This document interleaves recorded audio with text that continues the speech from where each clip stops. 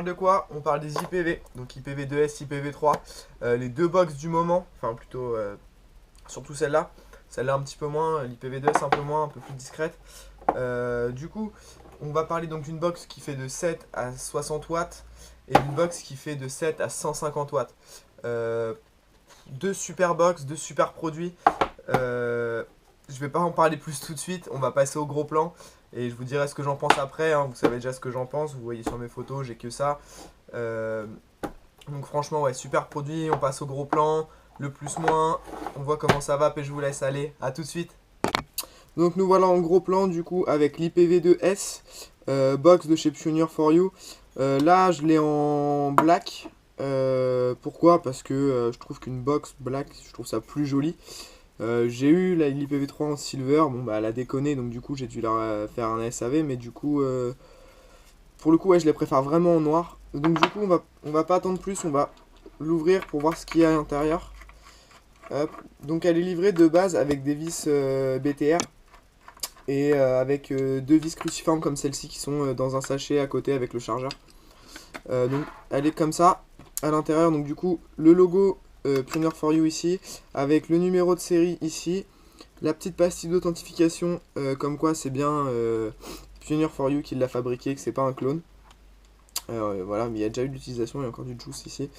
Hop. Donc du coup j'ai mis une Purple 1850 de chez FS avec la petite dragon ici pour tirer qui permet faciliter la sortie de la batterie, pardon. C'est plutôt cool, bien pensé de chez eux. Hop, et ça marche plutôt bien et c'est assez solide. Et ça aide vachement à sortir la queue. Du coup, enfin après ça dépend si on veut le sortir ou pas parce qu'on verra plus tard, mais il y a un chargeur USB sur le côté ici qui permet de recharger son accu directement avec un chargeur USB et de faire les mises à jour. Donc là du coup on a fait le tour de l'intérieur, je vais la refermer et on va regarder les tranches pour voir ce qu'il y a de beau là-dessus. Hop.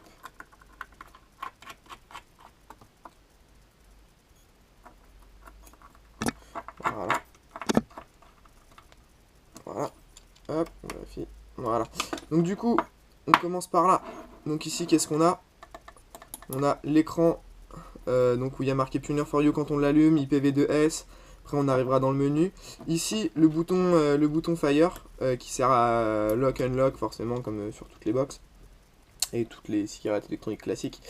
Le bouton plus, le bouton moins. Donc du coup quand on arrive, hop, voilà, on appuie sur le bouton plus, on rentre dans un menu où on va avoir 5 sélections en fait. On va pouvoir, où il y aura déjà de base 5 modes préenregistrés, 5 plages d'utilisation en fait, donc quand on appuie dessus, hop, on se met, hop, on choisit 60, voilà, hop, donc check atomizer parce que j'ai pas d'ato au-dessus.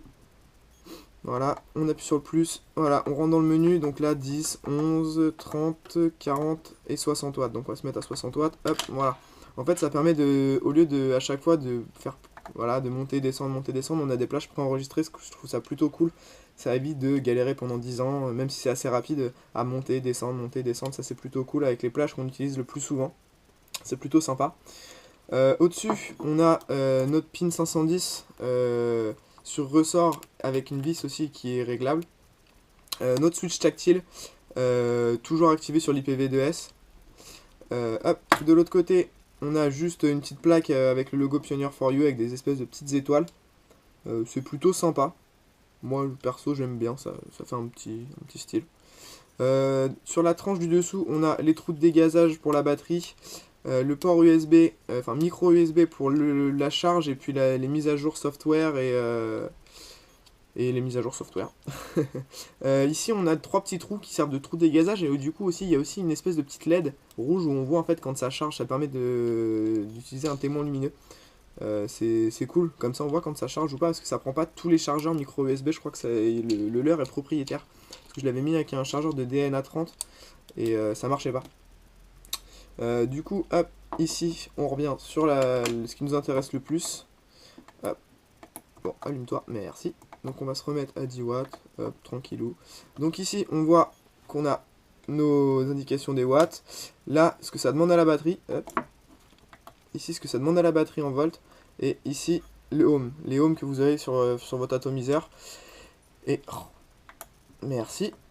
Et ici, votre niveau de batterie. Faut savoir que quand vous branchez le chargeur, ce qui n'était pas sur l'IPv2, en fait, il y a une espèce de petite, un petit arc, enfin, un petit éclair qui se met en fait à la place des pourcentages de batterie. Au moins, ça permet de voir aussi quand est-ce que ça charge et quand est-ce que ça charge plus. Ça, c'est plutôt sympa aussi. Je pense qu'on a fait le tour sur l'IPv2S. Maintenant, on va passer sur l'IPv3. Hop. IPv3 où ils ont un peu amélioré leur packaging, ça change un peu du packaging un peu style iPod Touch qu'ils avaient fait pour l'IPv2 et l'IPv2S. C'est carrément mieux, je trouve ça plus travaillé, c'est carrément plus sympa. Donc au dos, on a le physique de la box qui ressemble exactement à ça. Le contenu du pack avec donc le chargeur, l'écran LED, les Dual 26, voilà, ça c'est les descriptifs.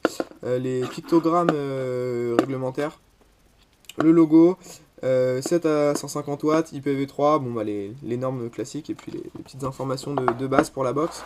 Donc là on voit qu'il y a marqué IPv3 150 watts, donc la box mode Pioneer for You, et on a un petit carré transparent où on voit notre box à l'intérieur, donc du coup on va l'ouvrir, hop, et qu'est-ce qu'on a à l'intérieur? Donc notre box forcément, et un petit paquet qui est vide parce que j'ai rien remis dedans, comme un blaireau, et du coup on a notre câble de charge USB, qui ne charge rien du tout parce que c'est pas assez puissant. Il y a un chargeur qui est vendu séparément, qui fait 5,5 V si je ne me trompe pas, que personne n'a en boutique à côté de chez moi. Je pense que je vais le commander parce que du coup quand je suis pas chez moi et que j'ai pas d'accu sur moi, je pense que ça peut être pratique. Donc du coup chargeur, on a aussi un jeu de vis supplémentaire qui vient avec ce tournevis là. Je les ai changés parce que ça c'était les vis de base du coup qui sont dans le sachet. C'est les vis cruciformes, je sais pas si vous allez bien le voir. Mais du coup c'est chiant parce que si on perd son petit tournevis là et qu'on n'a pas de set d'outils, bah du coup pour l'enlever ça va être sympa quoi. Donc du coup j'ai mis directement les vis cruciformes. Hop, on va sortir la box de son emballage en mousse. Hop. Donc là on a le certificat d'authentification de la box, comme quoi c'est bien une originale. Hop. Le manuel IPv3, toujours pas en français. C'est super, ça sert à rien du coup, enfin pour nous personnes qui ne parlons pas forcément anglais. Moi y compris. Hop. Donc du coup je pense qu'on a fait le tour de la boîte. Je vais remettre ça là-dedans. Non, comme ça marchera mieux. Voilà. Hop. Voilà. Donc du coup on va s'intéresser plus à la box. Au final ça ressemble étrangement. La finition est pas exactement pareille. Là c'était un peu pailleté. Là c'est vraiment noir, sans paillettes, sans rien. Je sais que j'avais déjà eu une IPv3 noire. Et la finition était plus comme l'IPv2S que comme celle-ci là, c'est parce que je l'ai reçue tout à l'heure. Enfin, je suis allé la chercher tout à l'heure parce que j'avais un problème sur la silver. Donc du coup, ils m'ont échangé. Et la finition n'est pas la même sur celle-ci que sur celle que j'avais au début en noir. Bon, bah après, perso, ça me gêne pas plus que ça. Moi, j'aime bien comme ça. C'est cool. Donc du coup, pareil, sur la tranche... hop, bon, système off, elle était allumée. Sur la tranche, donc on a nos 3 boutons, Fire, plus et moins, avec notre écran LED ici, qui indique voilà, IPv3. Hop, on arrive dans le même menu, en fait c'est exactement le même menu que sur l'IPv2S, juste que ça monte bah, voilà, à 150 watts. Voilà, il va encore la résistance qu'il y avait dessus, parce que je viens juste de l'enlever, c'était un mutation XV2 que j'avais dessus, avec une résistance 0,1 ohm. Hop, du coup on arrive par là, donc pareil, toujours les mêmes pins réglables et ajustables. Par contre c'est pas la même vis, là c'est une vis plate. Enfin une vis avec un tournevis plat. Et là c'est un cruciforme sur l'IPv2S. Switch tactile qui a été désactivé. Donc du coup cherchez pas à vous en servir, ça marchera pas. Ici sur ce côté-ci, donc on a toujours la petite plaque Pioneer for You. Mais par contre là on voit qu'il y a un petit trou. En fait c'est pour charger la batterie avec le chargeur 5 volts comme je disais. Donc c'est pas vendu avec, c'est vendu séparément. Il n'y a toujours aucun shop qui l'a, c'est super. Je vais essayer de la choper sur le net et j'en parlerai vite fait dans une vidéo quand je l'aurai reçu, le jour où je l'aurai. Hop, donc du coup, on arrive par là, donc pareil, trou de dégazage et le petit port micro USB qui sert du coup uniquement pour les mises à jour software de la box. Et rien d'autre du coup. Hop, donc on va passer par là, on va l'ouvrir. Hop, voilà. Hop. Ça prend 3 ans, mais bon. Voilà. Donc du coup on arrive là, on a toujours nos petites languettes pour sortir les accus. C'est plutôt cool. Donc là j'ai deux Purple de chez FS parce qu'il n'y a plus de VTC 4, plus de VTC 5, c'est la galère à trouver. Donc du coup pareil, numéro de série, logo de chez Pioneer, et la petite pastille d'authentification. Perso, je trouve que l'intérieur est assez bien fait, les fils sont bien cachés et tout, c'est pas tout à découvert, ou c'est pas un plastique tout moche, tout écœurant. C'est assez bien fait, c'est pas super cheap quoi, moi j'aime bien. On a vu des box qui étaient bien pires que ça. Donc du coup, pour le coup, je trouve que c'est bien réussi, même à l'intérieur, il n'y a pas que l'extérieur qui est bien fini. Du coup, on va remonter le capot.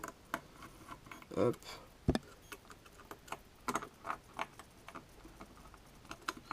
Forcément, je coince la vis. Voilà. Ouh, on revient là. Hop, pareil ici. Voilà. Donc du coup, hop, je pense qu'on a fait le tour pour le coup. Voilà.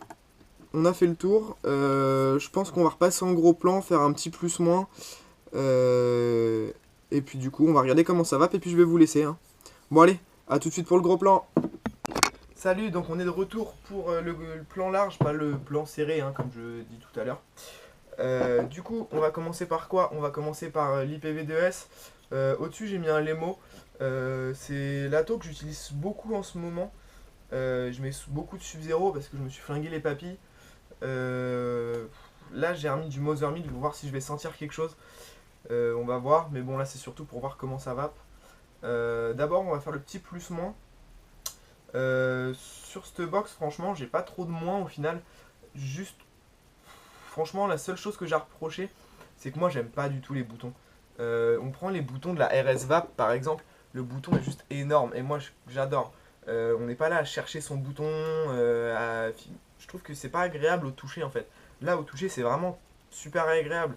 On prend pareil, la Sigele 100 watts c'est super agréable comme bouton. Quand on fait un comparatif des boutons, voilà. Perso, je suis pas super fan des boutons de l'IPv. Bon après ça reste que ce que je pense moi perso. Je pense qu'au final c'est pas plus dérangeant que ça à l'utilisation. Autre petit moins, ouais les vis. J'aurais préféré qu'ils nous mettent des aimants. Sérieux. La Sigele 100 watts, ils ont eu l'intelligence de mettre des aimants. Après, enfin l'intelligence, encore une fois c'est ce que je pense, mais ils ont mis des aimants. C'est carrément plus simple pour sortir les accus. Je prends l'exemple pour l'IPv3. Quand on regarde que le chargeur n'est pas forcément fourni avec et que faut les sortir à chaque fois, faut dévisser les vis, etc. C'est un peu chiant. Alors que là, bon, je l'ai fait tomber, les aimants sont un peu pétés, mais voilà, on prend ça, ça sort tout seul, terminé quoi. C'est voilà, fin de l'histoire. Voilà, ça y est, c'est fini, j'ai changé mes accus. Donc ça, je trouve ça assez dommage qu'ils aient pas pensé à ça. Bon, après, c'est un détail, tant que voilà, pour celle-ci, on peut le mettre à charger, donc c'est pas très grave. Point positif, le système de menu pour enregistrer ses plages d'utilisation, c'est cool. Ça, je trouve ça cool, ça évite de chercher pendant 15 ans. Après, le switch tactile, c'est pareil, je trouve ça bien, c'est un gadget, mais moi je trouve ça cool. C'est sympa, c'est pour s'amuser 5 minutes, bon, c'est sympa. Pin ajustable, pareil, bonne idée. Sur ressort plus vis, c'est vraiment cool. Dernier petit plus, c'est le fait d'avoir la petite languette pour sortir les accus. C'est super, ça évite d'éclater ses accus ou de faire n'importe quoi sur sa box. C'est beaucoup plus pratique, ça sort beaucoup plus facilement. Moi je trouve ça vraiment cool. Donc du coup on va regarder comment ça va. Puis après je passerai au plus moins de l'IPv3 et on regardera comment ça va vite fait. Puis après je vais vous laisser. Allez.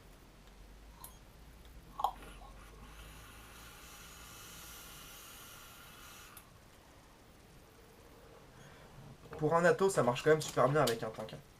Ouais.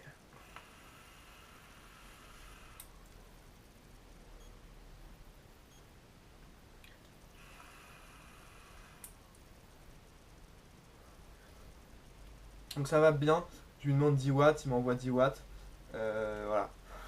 Je trouve que ça marche quand même super bien. Bonne qualité. Ça fait pas cheap du tout comme box. Franchement, c'est un produit que je recommande fortement. C'est bon, c'est un coût, c'est clair. Allez, je l'ai vu à 98 € au moins cher, je crois. C'est un coût, c'est sûr, mais c'est un objet qu'on va garder pendant un moment. Ça sert pour tout quoi. Voilà, on peut mettre un Atto tank, on peut mettre un dripper, on peut mettre un Cliro, on peut tout mettre dessus, c'est plutôt cool. Franchement, je recommande ce produit là. Ensuite, donc du coup, on va passer sur l'IPv3. Je vais foutre un mutation X dessus. Hop, le V2, c'est pareil, je l'ai reçu milieu de semaine dernière. J'ai pas trop eu le temps de le tester bien profondément comme je le voulais encore. Parce que j'ai pas le temps, hein, c'est comme les vidéos, j'ai pas forcément le temps avec les cours, le travail, etc. J'ai pas forcément beaucoup de temps libre. Donc du coup, bah, c'est l'occasion de bien tester. Les plus au final c'est un peu la même chose que sur l'IPv2, juste l'autonomie c'est cool parce qu'il y a deux accus, donc du coup si on se met à 15-20 watts avec un tank, c'est cool. C'est cool parce qu'il y en a au moins pour 2 jours.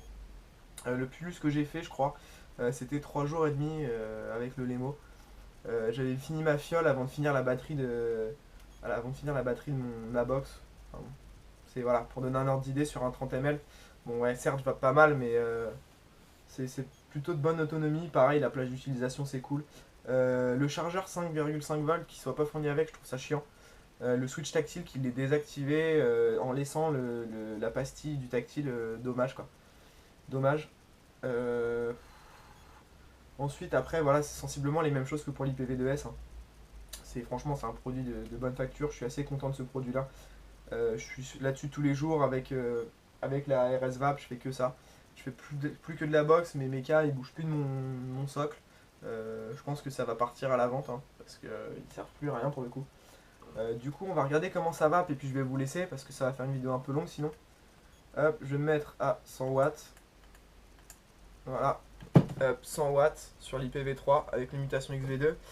Je vais mettre de la pitch and cream de chez Capella. Hop, petit die que j'ai fait la semaine dernière. Bon, ça a peut-être pas forcément fini de bien se typer, mais bon, c'est pas grave. Hop, allez. Hop, c'est parti. IPv3, mutation XV2, test de VAP.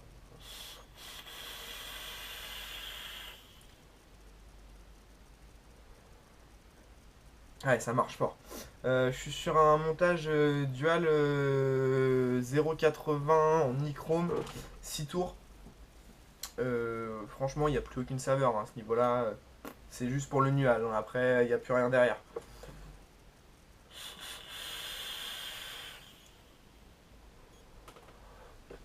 Je sais pas si on voit bien avec le fond blanc, mais clairement, j'ai tiré 2 barres, la chambre a commencé à être bien remplie.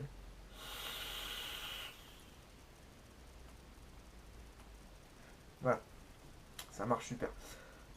Du coup, je vais vous laisser là-dessus. Si vous avez des questions, n'hésitez pas. Je m'excuse encore pour avoir été absent pendant un moment. J'ai pas mal de choses à faire en ce moment, je suis désolé.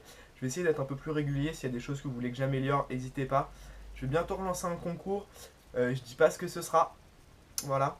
Mais je pense que ça va plaire à certains. Petit indice, c'est une vidéo qui est déjà faite. Enfin, qui sort. Donc du coup, le produit qui sera à gagner est déjà en vidéo. Donc je vous laisse chercher un petit peu.